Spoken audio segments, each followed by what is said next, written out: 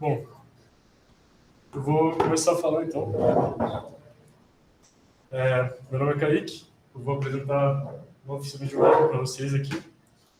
Então, primeiro eu queria agradecer a vocês, né? A gente sabe que é um horário ruim, e nem todo mundo consegue vir, o pessoal está online aí, mas agradecer a vocês, a gente está fazendo força para montar as oficinas, etc.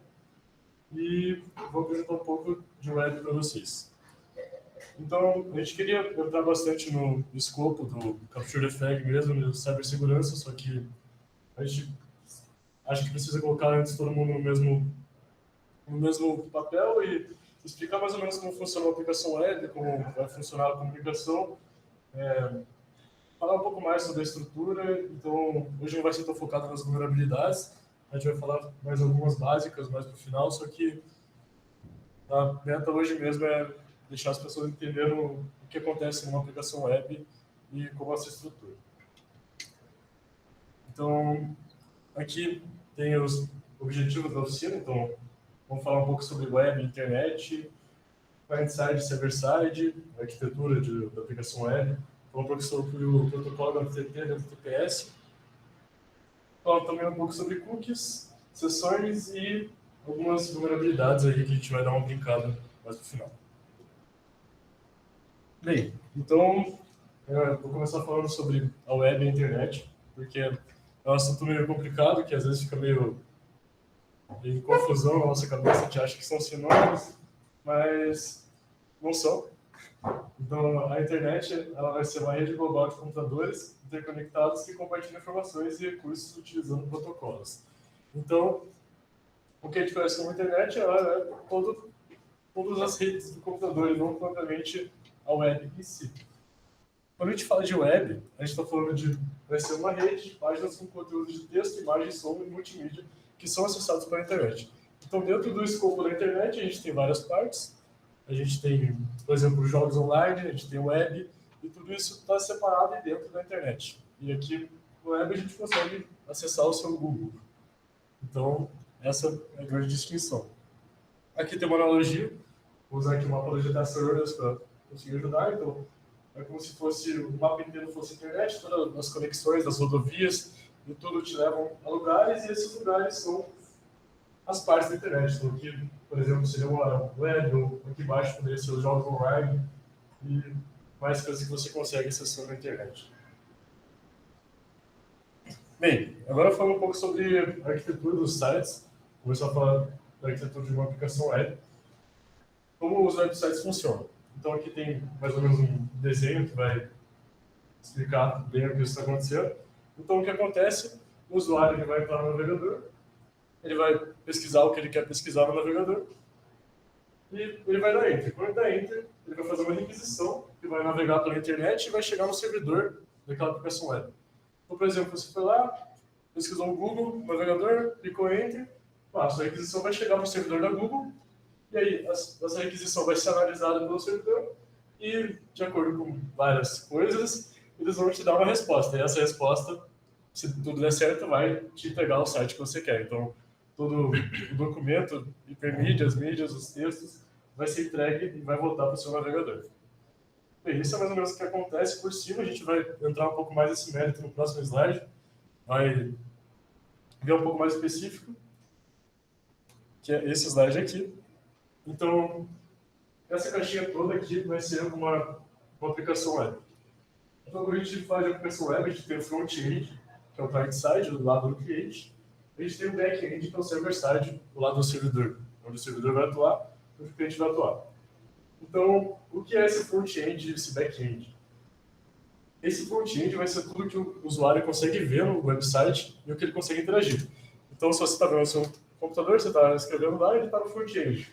Então, o que o front-end vai fazer? Ele vai coletar dados do usuário. Então, por exemplo, no exemplo do Google, você vai digitar a sua pesquisa, ele vai estar coletando dados da sua pesquisa. E para ele solicitar essa pesquisa, realmente vendo o banco de dados enorme da Google, o que você precisa procurar, ele vai fazer uma solicitação para o back-end. Então, ele vai perguntar para o back-end, eu quero imagens de gatos. Aí ele vai procurar no banco de dados gigante da Google, ele vai responder para o front-end as imagens de gato e vai aparecer para você. Então é meio que uma escada assim, que vai acontecendo de solicitação, de resposta e etc. E mais ou menos isso como funciona. As tecnologias que são usadas no front-end são HTML, CSS e JavaScript. A gente vai elaborar mais para frente também. No back-end, a gente tem um web server, também vai ser elaborado mais para frente. Tem todas as linguagens aqui. Vai estar todos os arquivos do website e também vai estar o banco de dados, onde vai ser solicitado os dados. Bem, aqui está mais ou menos a aplicação, a estrutura de uma aplicação web bem resumida, mas agora a gente vai entrar no mérito e explicar um pouco específico de cada parte. Então, começando a falar do front-end, que é o client-side, a gente vai começar a falar de HTML. A HTML, ela não é uma linguagem de programação, por mais que fique meio confuso, mas ela é só uma linguagem de marcação que é usada para estruturar páginas web. Ela organiza o conteúdo em tags, então isso aqui, por exemplo, é uma tag div, que vai aqui uma abertura da tag e aqui uma fechamento da tag. Então tudo que tiver entre esse abertura e fechamento vai, se for uma div, vai aparecer na tua tela escrito. Bem, aqui é uma estrutura básica que é o HTML. Aqui a gente consegue ver as tags, né? Então ele meio que a formatação dele fica meio sanduichado, então tudo que está aqui dentro pertence à tag HTML, tudo que está aqui dentro pertence à tag head, e etc. Essas são básicas que tem, então sempre vai ter esse elemento HTML, o head, que vai conter o título da página, então o que aparece lá em cima do seu navegador provavelmente está escrito aqui. Também contém mais metadados para os navegadores. E aqui no body é propriamente dito que vai aparecer na sua tela do navegador quando você entra no site. Então, aqui ele tem um header 1, que é um título maior, vai estar escrito UTF-PR. Aqui tem um header 2, que é um subtítulo, podemos dizer. E aqui tem um parágrafo que vai estar escrito uma bela página. Então, esses aqui você pode repetir o quanto quiser, você pode colocar mais de um título, isso é o seu critério. Mas, quando isso for renderizado, ele vai fazer isso aqui. Também eu coloquei uma imagem, essa tag imagem do service, você vai dar o arquivo que você quer colocar ali. Então ele vai renderizar aqui o TFPR, um header maior, os melhores, um subtítulo, o parágrafo, uma bela página, e a imagem do gato renderizada ali. Bom, também entrando no mérito do front-end, né, a gente tem o CSS, que, como vocês puderam ver, essa página HTML aqui não é nem um pouco bonita, não parece muito o que a gente frequenta no dia a dia, né? Então você pode usar o CSS para deixar a sua página mais bonita.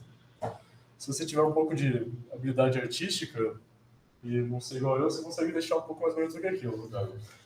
Mas, por exemplo, essa sintaxe do CSS, então aqui você está especificando que você quer fazer isso aqui para o documento inteiro. Então você quer alinhar no centro, no documento inteiro, tá alinhado. Aqui você está pegando a tag header 1, então você quer estar mexendo com o título, colocar a cor de fundo azul, o tamanho da fonte 50 pixels, 1 pixel de borda, que no caso não dá para ver, vai estar ali, e a borda é em pontinhos também, mas também não dá para ver, e mudou a cor do parágrafo.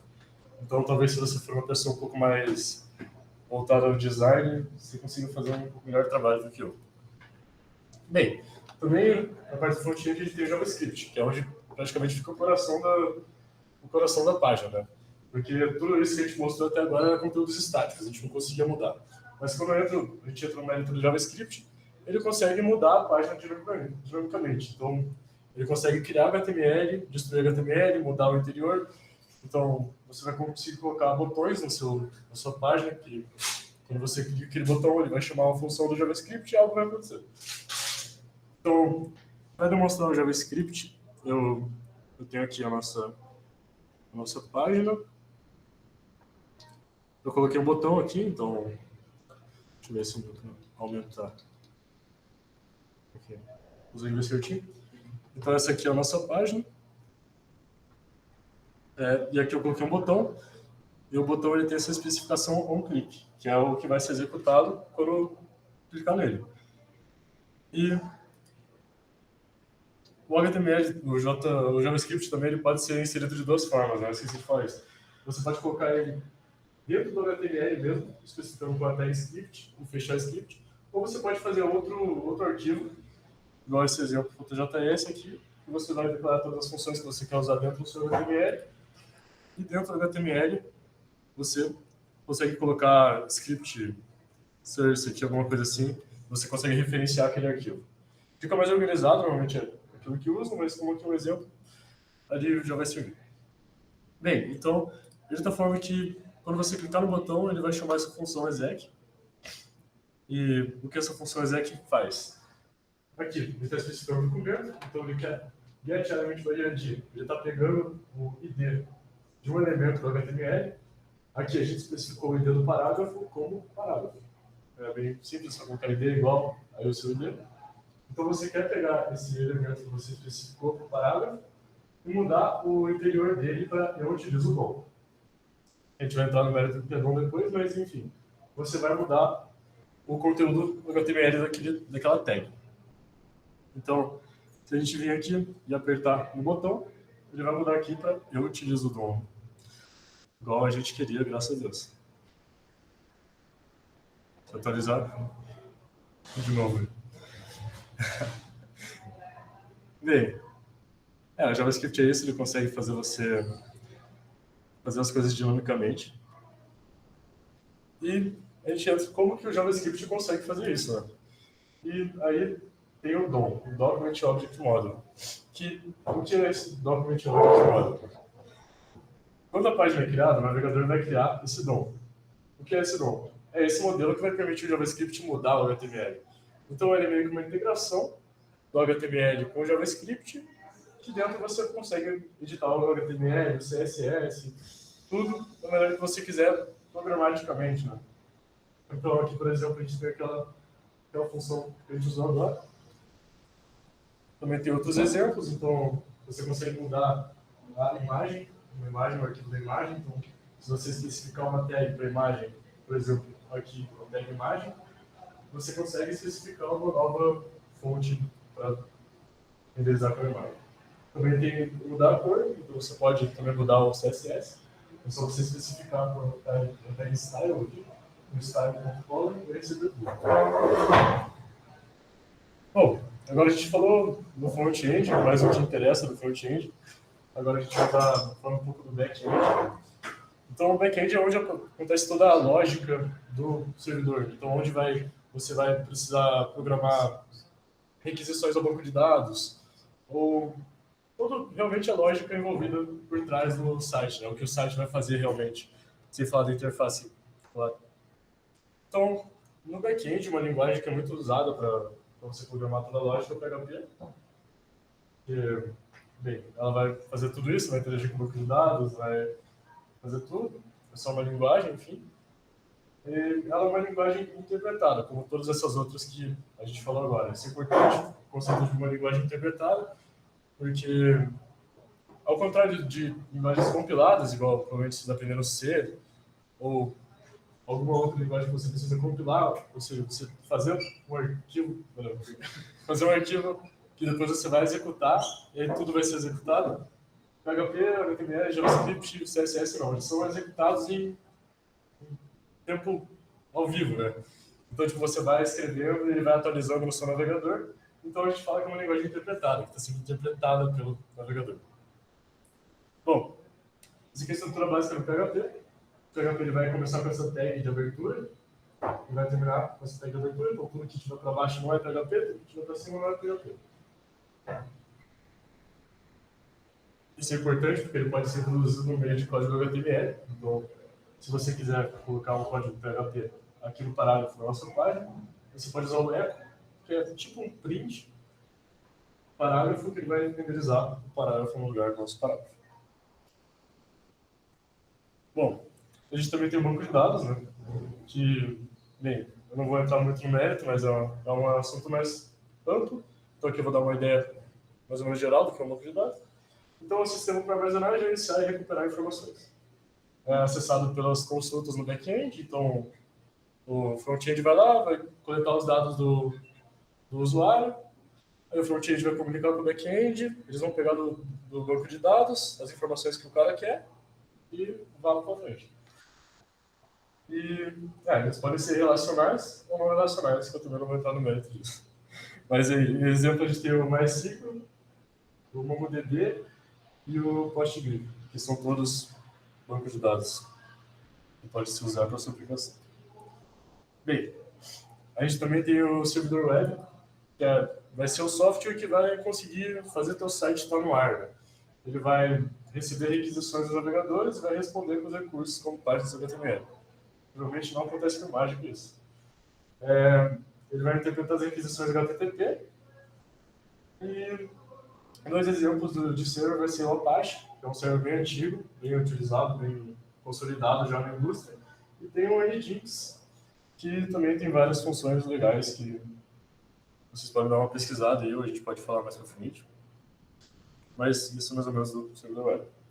Também a gente vai falar um pouco sobre o URL, como funciona o URL no site, e falar um pouco sobre. Então, uma sequência de texto que vai especificar onde o recurso pode ser encontrado na internet. Né? Essa aqui é a estrutura de URL, como vocês com certeza devem conhecer. Então, ela é separada. Aqui, o HTTP é o protocolo, então o protocolo que você está fazendo essa comunicação com o recurso. A parte daqui é o .com, é o domínio onde ele vai ser, é propriamente o domínio que vai falar da onde que é aquele site. Aqui a gente separa em subdomínio, que é antes do ponto domínio, que é para depois. Também tem a porta, que é por onde, bem, as requisições vão entrar no servidor. Então você precisa abrir uma porta para requisições de fora entrar. Então a porta padrão para o HTTP e para o HTTPS é 80 e 443 para o HTTPS.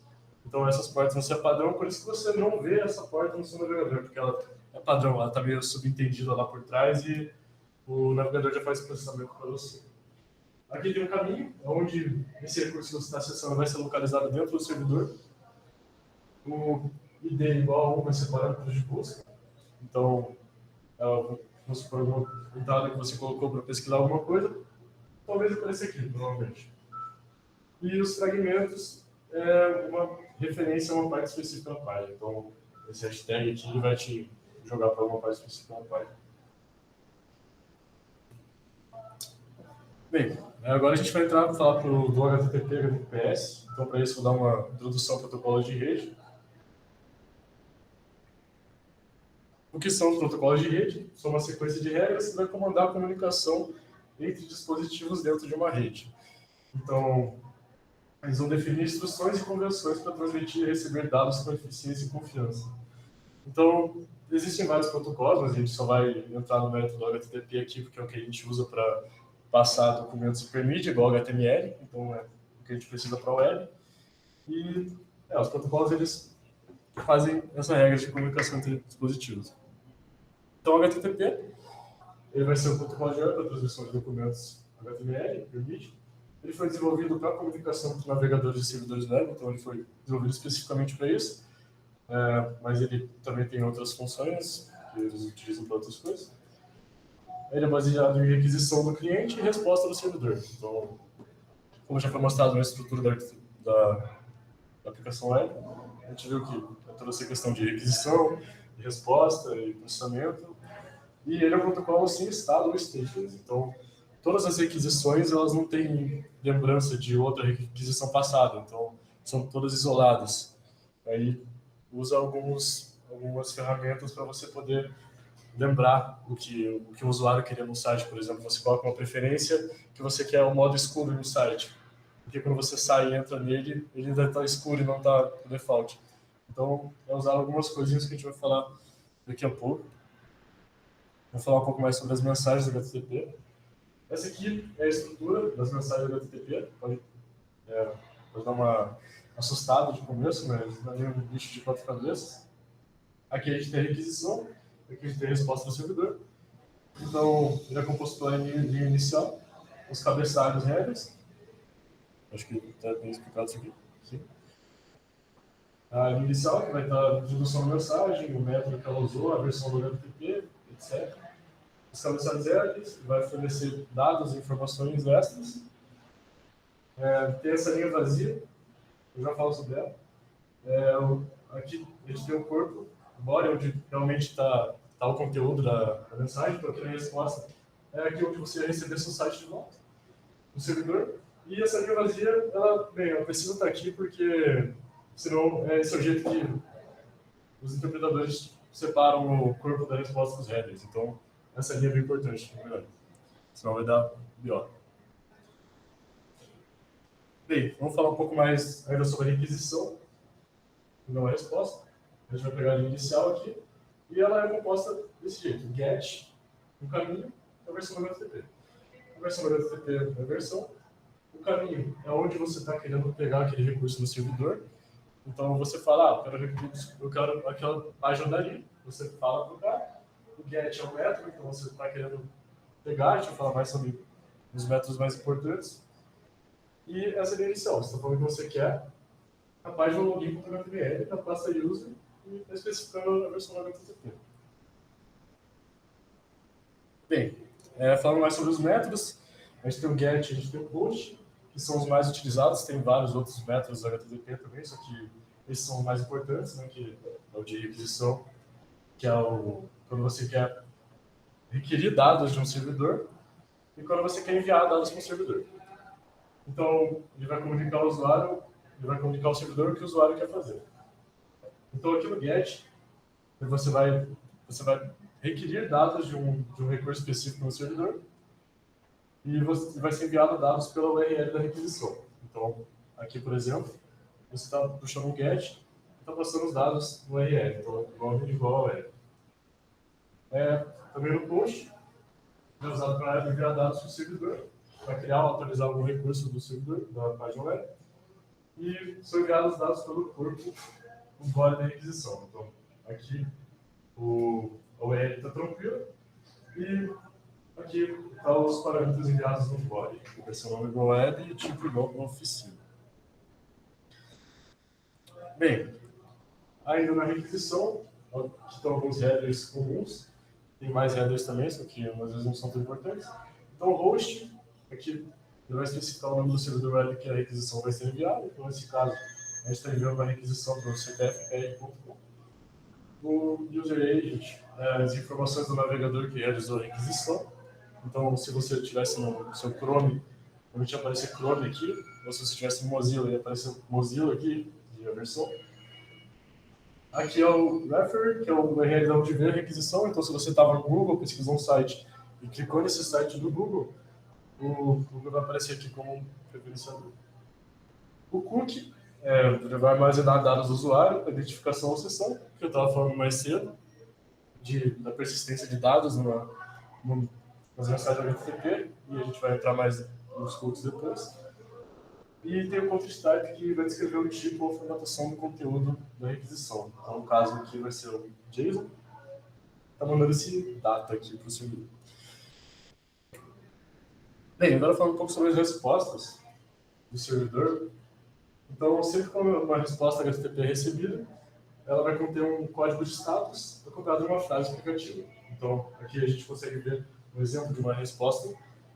Aqui, na linha inicial, a gente tem o código de status e a frase explicativa. 403, forbidden, quer dizer que deu algum problema.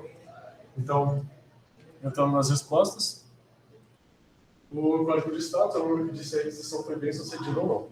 Esses códigos caem em uma das 5 categorias principais. Então, respostas informativas, a resposta vai ser do 100 até o 199. Respostas bem sucedidas, vai ser do 200 até o 299.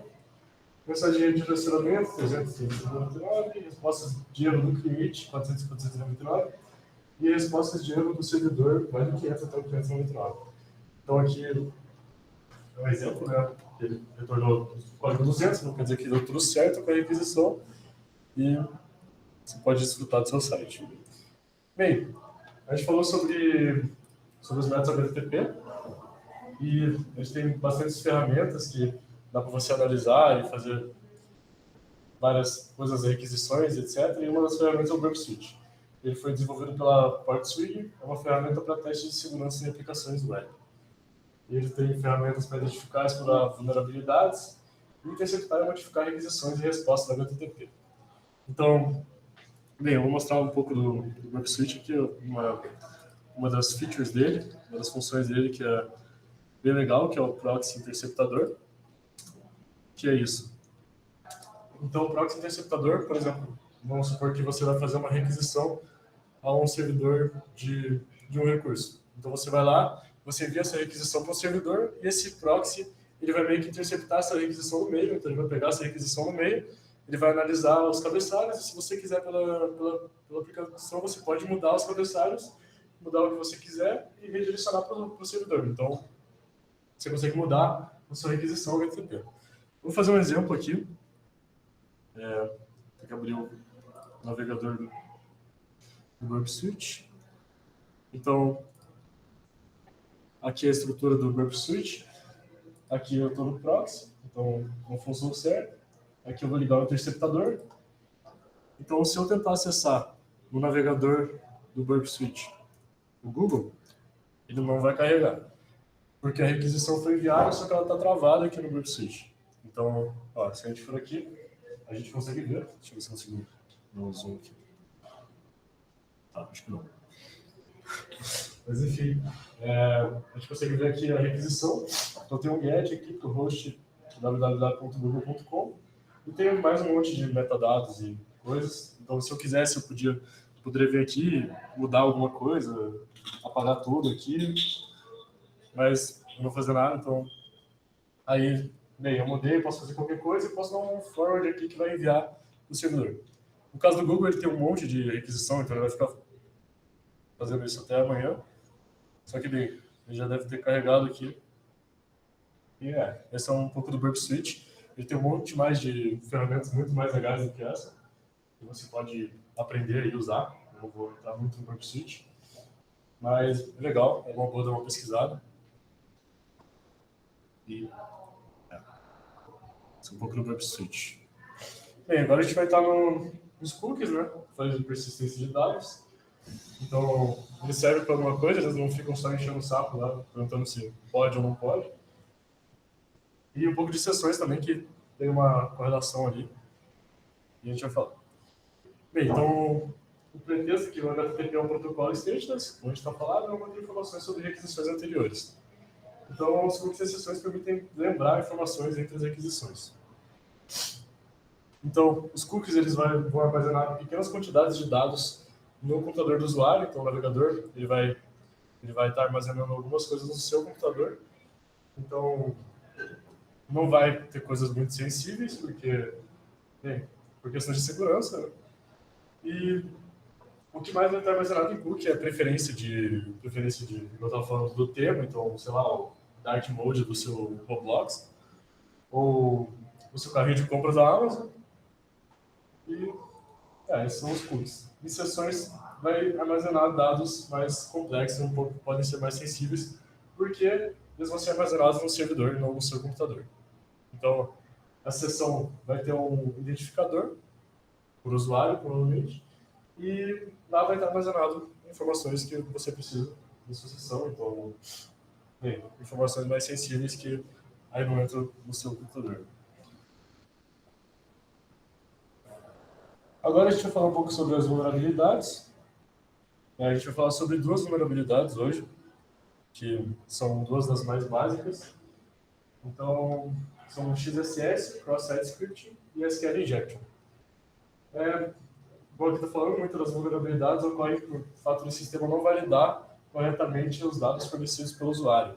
Então, se o usuário vai dar um input, e o input vai ser levado ao literal, não vai ter nenhuma sanitização.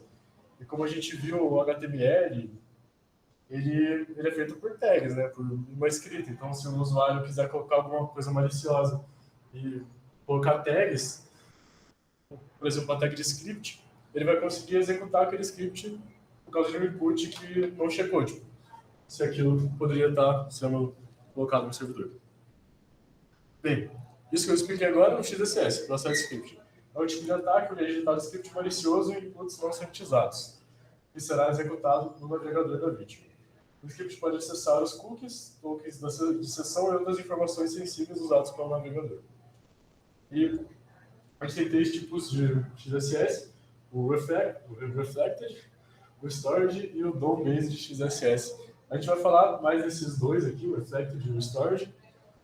E o DOM-Based a gente não vai falar muito, porque é um pouco mais específico, mas a gente está baseado no DOM, que a gente falou um pouco mais cedo. Bem, o Storage XSS é quando o input malicioso do usuário vai ser armazenado no servidor da aplicação, como banco de dados, log, comentário, etc. A vítima vai carregar os dados armazenados no servidor, é carregado no seu navegador e ela se torna vulnerável. Então, para um exemplo aqui do Storage XSS, eu tenho uma aplicação que a gente fez aqui.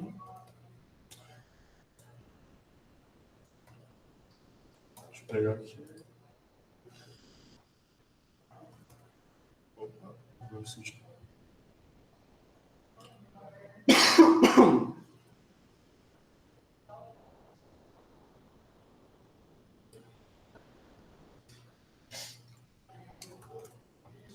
Bom, isso aqui é um blog bem feio. Não deu tempo de deixar bonito, mas enfim. Imagina que isso aqui é um blog bonito. Então, por exemplo, se você entrar aqui em um artigo do blog, adicionar seu comentário, pode ser que algum desses inputs não estejam sendo utilizados corretamente. Então, ele pode pegar suas tags e ser executados ao literal. Então, isso vai dar um problema quando ele for mostrado aqui. Se você fizer um comentário normal, ele aparece aqui. Então, o que acontece se alguém colocar um H1? Vou dar um zoom aqui. H1. Oi. Bom. Então, se esse input não estiver sendo utilizado, essa parte do comentário vai ser executado literalmente, e quando ele for mostrar aqui, ele vai mostrar um header 1, não só essa frase aqui. Então, bem, mandando aqui, você vê que ele está grande, quer dizer que tem problema nessa página. E, bom, se o cara quisesse fazer alguma coisa que poderia complicar outro usuário que usasse o site, por exemplo, ele poderia colocar algum script malicioso, algum script que pegue os cookies do usuário ou alguma coisa assim. Aqui, no exemplo, eu vou usar um alert. É uma função do JavaScript que faz aparecer aquele alerta nos navegadores. Bem, então se eu der um submit aqui, ele está dando esse alerta aqui, porque ele tentou mostrar aquilo na tela e aquilo foi mostrado como um alerta. Então, toda vez que eu entrar aqui no blog e tentar acessar aquele segundo arquivo, o segundo artigo, aquele alerta vai ser executado porque ele está mais ou menos aqui. Se a gente der um inspecionar na página, a gente vai conseguir ver.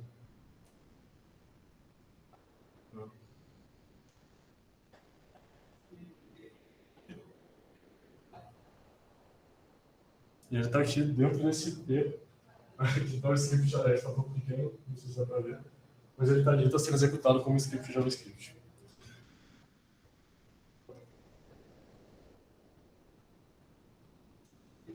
Indo para outro tipo de XSS, a gente tem o Reflected XSS, que é quando uma aplicação vai receber dados de uma requisição e inclui esses dados em uma resposta imediata. Então, ele não vai mandar para banco de dados. Esse exemplo, ele estava armazenando no banco de dados.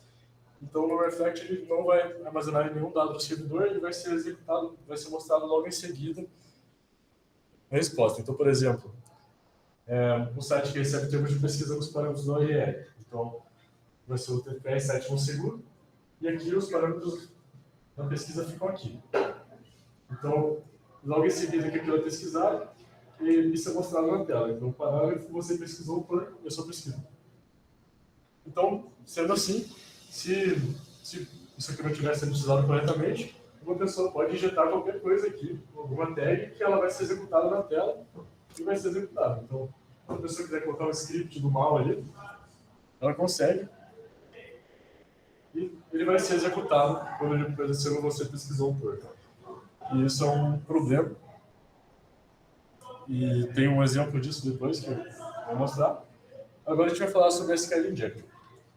Então a SQL Injection é um tipo de ataque onde é injetado código malicioso e inputs vão ser utilizados, só que dessa vez ele vai estar mexendo com o banco de dados. Então são inputs do banco de dados. Por exemplo, Esse aqui é um código do PHP que vai simular um login básico do usuário. Então, o PHP essa aqui é a sintaxe, cada variável do PHP começa com um cifrão, então aqui são variáveis.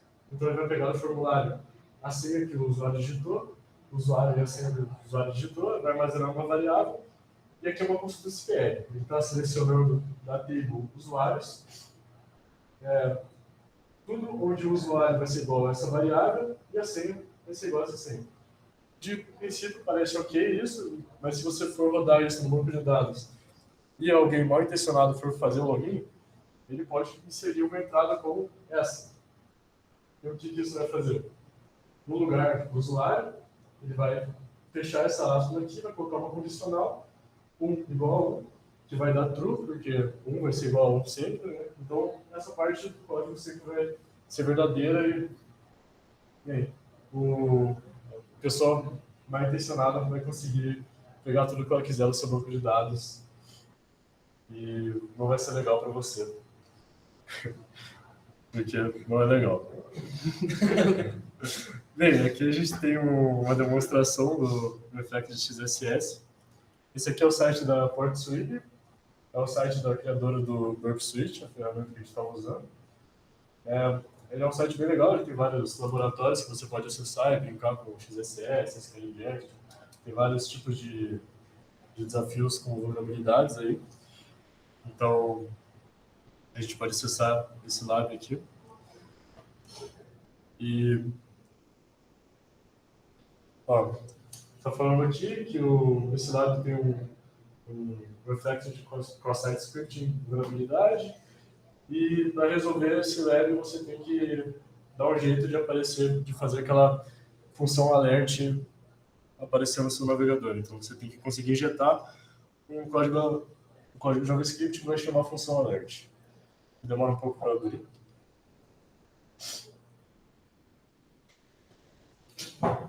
Legal. Bom, abriu.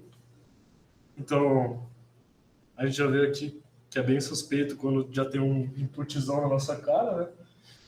Então, a gente pode fazer um teste aqui, colocar um oi no termo de pesquisa, e a gente vê que aparece que ele é renderizado na tela, um oi aqui, e aqui em cima tem ele aparece o parâmetro do pesquisa, né? Então, bem, uma pessoa já mal intencionada já vai começar a testar, né? Então ele coloca o header 1 aqui, vai colocar um oi, para ver se ele vai aumentar o texto, se vai ser um header. Bem, não aumentou, mas aconteceu algo estranho, né? Isso quer dizer que provavelmente algo não está acontecendo naquele input ali, não está sanitizado e não vai ser legal para a sua aplicação. Então, a gente vai ver, tentar colocar a função de alert aqui. Então, você pode colocar aqui no oi. E quando a gente pesquisa, ele foi executado. Uau, a gente resolveu o laboratório. É bem simples esse exemplo aqui, mas bem, mostrou o que a gente viu do Reflector. Essas vulnerabilidades são bem tratadas hoje em dia, então não vão sair colocando script em todo input que você vê nos websites. Mas em contexto de Capture the Flag, é bem interessante. Bem, aqui tem uma sugestão para vocês aprofundarem mais um pouco. A oficina ela foi bem para apresentar os termos para vocês e não entrar muito a fundo em algum tema específico. Então, não foi para fazer você virar um hacker ou um desenvolvedor web, foi realmente para apresentar tudo para vocês e tem uma pulga atrás da orelha sobre o web, tem muito mais coisa. É difícil falar sobre servidor web, banco de dados em um slide, tentar fazer isso ficar bom e mastigável para todo mundo. Então, aqui tem algumas sugestões para vocês. Tem o Daily Web Docs, que é a documentação de web da Mozilla. Então, tem bastante coisa interessante lá sobre as linguagens, sobre vulnerabilidade. Então, tem de tudo lá. É um conteúdo muito bom. Tem a PortSwigger, o site da PortSwigger, que vai ter mais vulnerabilidades, explica as vulnerabilidades também. E se você se interessou bastante pelas vulnerabilidades, tem o ASP Top 10, que são top 10 das vulnerabilidades mais presentes nos websites. Então, isso aqui é uma pesquisa que é atualizada a cada certo tempo, que mostra quais são as vulnerabilidades mais presentes nos websites. Então, é bem interessante dar uma olhada, tem bastante coisa lá, bastante coisa que a gente não imagina. Também tem esse desafio da Google de XSS, então é outra coisa bem legal para você fazer. Então, é um sitezinho de XSS aqui, que você tem 6 levels, aí você vai resolver aqui, você pode jogar esse URL para a página também e resolver. É bem legal, tem umas dicas aqui que vai mostrando. Você pode mostrar o código. É bem massa. E é isso. Acho que vocês sempre têm que buscar mais conhecimento, né? Principalmente quando a gente está falando de Capture the Flag, a cibersegurança é uma coisa correlacionada com outra, então tem muita coisa para aprender e sempre melhorar. Né? E também, tirando esses sites aí, também tem todos os básicos, o Pico CTF, o Hack the Box, que dá para fazer um monte de coisa mais relacionada ao CTF mesmo. Mas, no mais é isso. Uma bela apresentação.